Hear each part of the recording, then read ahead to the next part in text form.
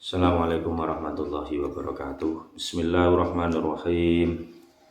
Alhamdulillahirabbil alamin wassalatu wassalamu ala asyrafil anbiya wal mursalin sayyidina wa maulana Muhammadin wa ala alihi washabbihi ajmain, amma ba'd. Anak-anakku yang saya banggakan, mari kita lanjutkan ngaji fasolatannya pada sesi kali ini. Kita lanjutkan bab hayatus sholah. Kalau kemarin sudah saya jelaskan tentang sunnah abaatnya sholat, maka sekarang kita pelajari sunnah-sunnah hayatnya sholat. Bismillahirrahmanirrahim. Sunnah-sunnah hayatnya sholat iku akeh banget. Ing antarane yaiku siji, ngangkat tangan loro nganti pas ing welikat nalika takbiratul ihram, nalika rukuk, nalika tangi sanging rukuk, lan nalika ngadeg sanging tahiyat utawa tasyahud kang kapisan. Jadi yang pertama, yang termasuk sunnah hayatnya sholat adalah mengangkat kedua tangan sampai bahu ini welikat ya. Ketika takbiratul ihram. Takbiratul ihram itu ketika mengucapkan Allahu Akbar yang pertama dalam sholat itu, terus ketika rukuk ya. Jadi ketika akan rukuk dari berdiri kan, waladhdallin bismillahirrahmanirrahim qul huwallahu ahad walam yakul lahu kufuwan ahad. Nah, ketika mau rukuk ini ngangkat tangan dulu, Allahu Akbar, terus baru kemudian rukuk. Berikutnya adalah ngangkat tangan ketika bangun dari rukuk. Jadi ketika sudah rukuk, sami Allahu liman hamidah, ini juga disunahkan mengangkat tangan. Berikutnya adalah mengangkat tangan ketika bangun dari duduk tasyahud awal. Jadi ketika rakaat kedua itu setelah Allahumma at-tahiyatul mubarakatus sampai Allahumma sholli ala sayyidina Muhammad, terus berdiri lagi Allahu Akbar untuk yang rakaat ketiga dan keempat.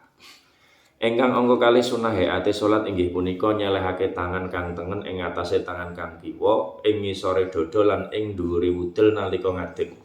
Sendakep ya. Jadi sendakep ini hukumnya adalah sunnah hayat.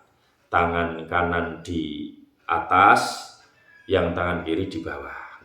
Nah, tempatnya di bawahnya dada dan di atasnya pusar. Nomor 3 sunnah hayate sholat ialah maca doa iftitah Allahu Akbar kabira walhamdu sampai akhir, itu sunnah hayat. Nomor sekawan sunnah hayat sholat inggih punika maca ta'awud nalika sadurunge maca Fatihah. A'udzubillahi minasyaitonir rajim, itu sunnah hayat. Berikutnya nomor gangsal sunnah hayate sholat maca ta'min. Amin. Amin setelah membaca surat Al-Fatihah, membaca amin itu hukumnya sunnah hayat. Nomor 6 sunnah hayate salat inggih punika maca surat sakwise takmin tumrap sakliyane makmum kang bisa ngrungkung wacane imam. Jadi yang keenam adalah membaca surat pendek. Membaca surat-surat pendek setelah amin bagi makmum-makmum yang tidak mendengarkan suara surat pendek dari seorang imam.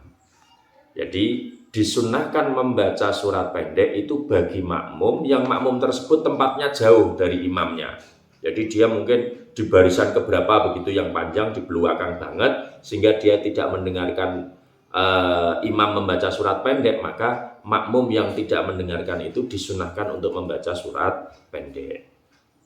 Jadi yang bisa ngrungu wacane imam ya cukup ngrungokake wae. Sebagaimana yang saya jelaskan, kalau makmum itu mendengarkan bacaan surat pendek dari imam, maka dia tidak perlu membaca surat pendek tetapi cukup mendengarkan saja.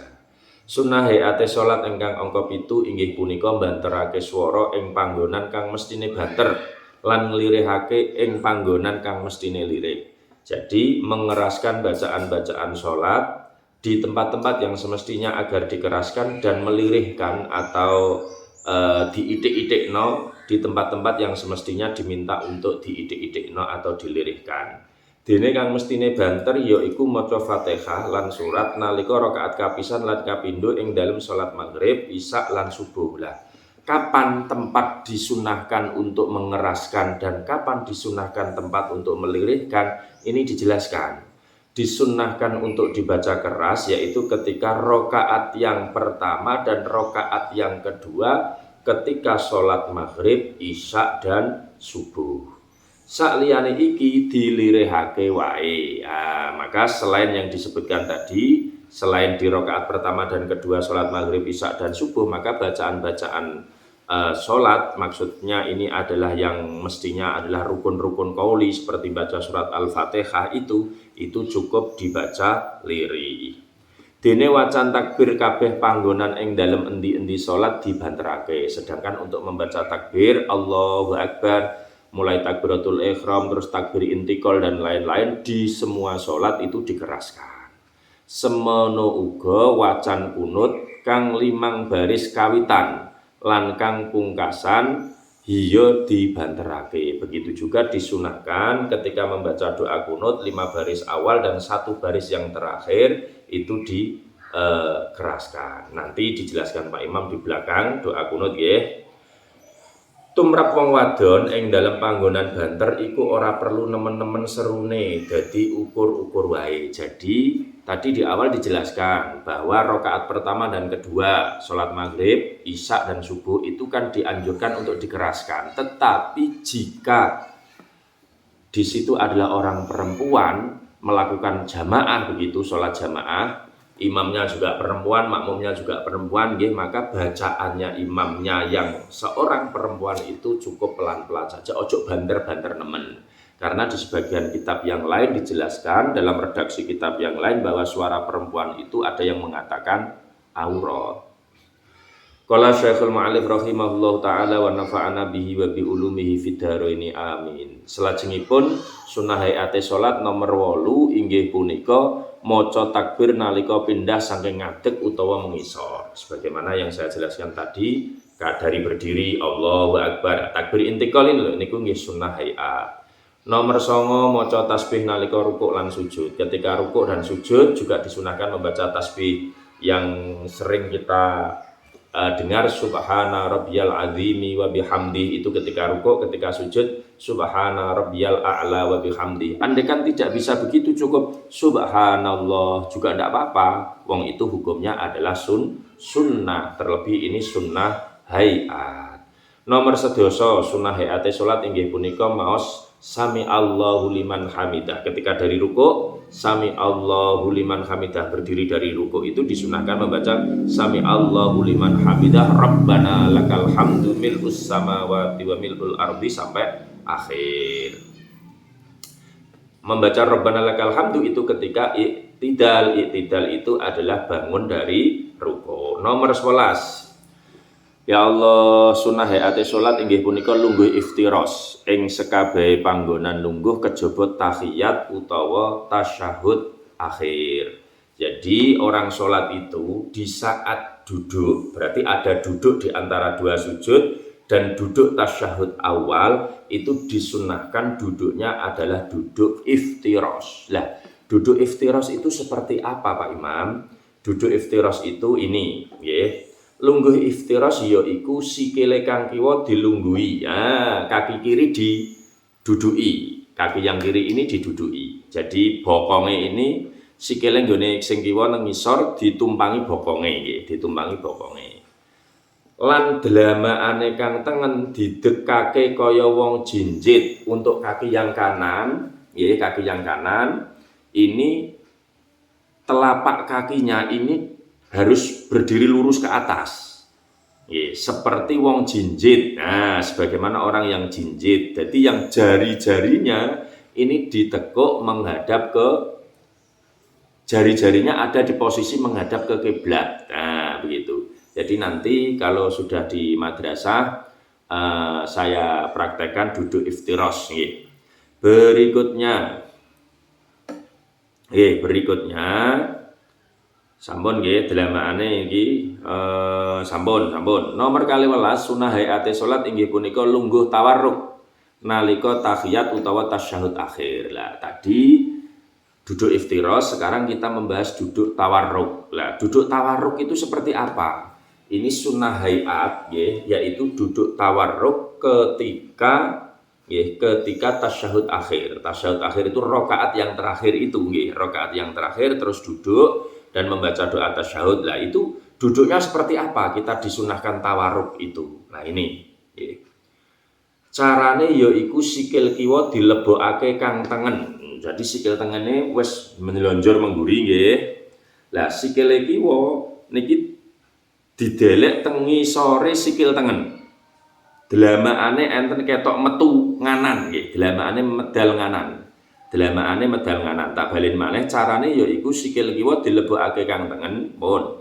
Telapakane diseleh ngisore garis sikil tengen lho.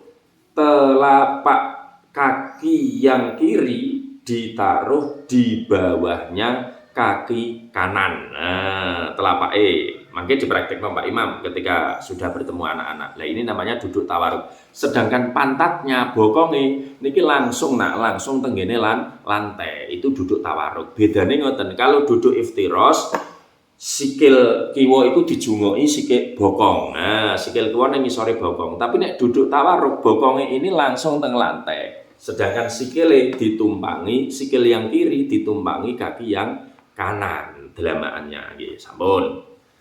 Salajengipun ya Allah nyelehake tangan loro ing ngatasé pupu nalika tahiyat utawa tasyahud kapisan lan akhir sarta beber epek-epek tangan kiwa dene tangan tengen drijine digegemake kabeh kejaba driji penuding.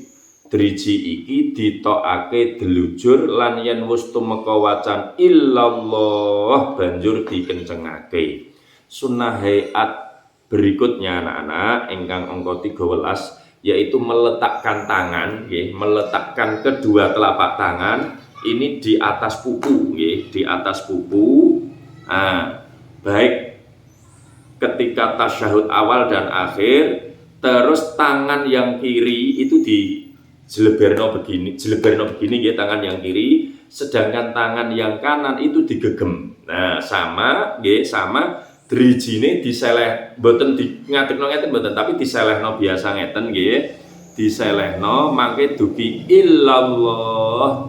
Jari telunjuknya ini diangkat. Lah niku hukume nggih sunnah hayat. Nomor 12 sunnah hayate salat inggih punika maca doa sakwise tahiyat utawa tasyahud akhir. Jadi membaca doa setelah membaca doa tasyahud akhir. Mangke teng wingking dipun jelasaken. Nomor gangsal 11 sunah hayate salat inggih punika maca salam kang akhir lan nalika salam kapisan noleh nengen dene nalika salam kang akhir noleh kiwa. Jadi membaca salam yang kedua. Salam yang pertama kan assalamualaikum warahmatullahi, itu rukun salat. Lah, sedangkan membaca salam yang kedua itu adalah sunnah hayat, sunnah hayat. Termasuk sunnah hayat kembali adalah menoleh ke kanan dan ke kiri, itu juga sunnah. Assalamualaikum warahmatullahi, assalamualaikum warahmatullahi. Nolehnya itu baik salam yang pertama maupun yang kedua itu hukumnya juga sunnah hayat. Nah, saya kira cukup sebagai dasar Mangke kalau ada yang tidak jelas di madrasah ketika sudah tatap muka nanti ditanyakan. Dulu seingat saya juga sudah pernah saya praktekkan duduk iftiros, duduk tawarruk Jadi ini untuk murojaah, untuk mengingatkan kembali agar kita mantap, oh ini yang rukun sholat, oh ini sunnah abad, ini sunnah hayat begitu Inilah pentingnya belajar. Jadi tidak ada ruginya belajar Jadi pernah belajar pun belajar lagi itu adalah memantapkan, lebih memahamkan, lebih menancapkan di dalam hati sehingga bisa dimanfaatkan dalam keseharian ketika melaksanakan ibadah sholat. Barangkali itu, wallahu a'lam bishawab. Wassalamualaikum warahmatullahi wabarakatuh.